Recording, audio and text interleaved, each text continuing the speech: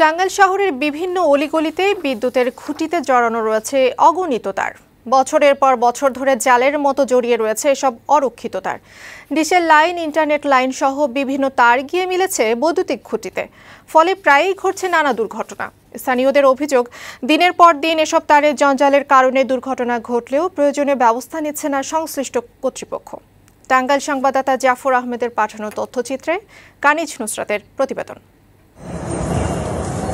দেশ ডিজিটাল প্রযুক্তিতে এগিয়ে গেলেও টাঙ্গাইল শহর জুড়ে বৈদ্যুতিক লাইন, ইন্টারনেট ও কেবল টিভির সংযোগ লাইন এখনও পুরনো অবস্থায় রয়ে গেছে।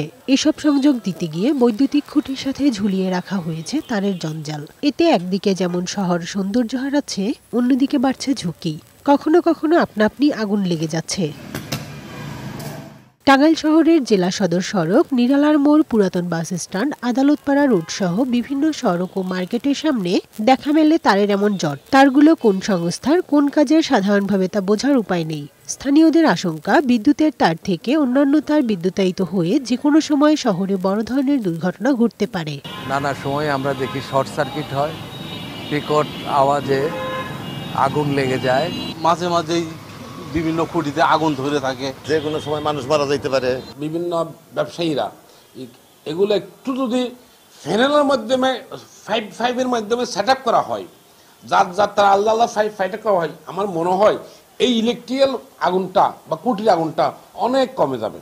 শহরের বিভিন্ন স্থানে বিদ্যুতের খুঁটিতে ছড়িয়ে ছিটিয়ে থাকা তারের ব্যবস্থাপনা ও দুর্ঘটনা রোধে ব্যবস্থা নেওয়ার আশ্বাস দিয়েছে বিদ্যুৎ বিভাগ। যত দ্রুত সম্ভব আমরা এই লাইনগুলো অপসারণ করে ফেলব এবং আমাদের বিদ্যুৎ বিভাগের যে টার্গেট, সেটা অতি দ্রুতই হাই ভোল্টেজ লাইনগুলো ভূগর্ভস্থ লাইন হয়ে যাবে। আশা করি এই সময় আর এই সমস্যাটা থাকবে না। 2022 সাল থেকে 23 সাল পর্যন্ত টাঙ্গাইলে বৈদ্যুতিক শর্ট সার্কিট থেকে 142টি আগুনের ঘটনা ঘটেছে।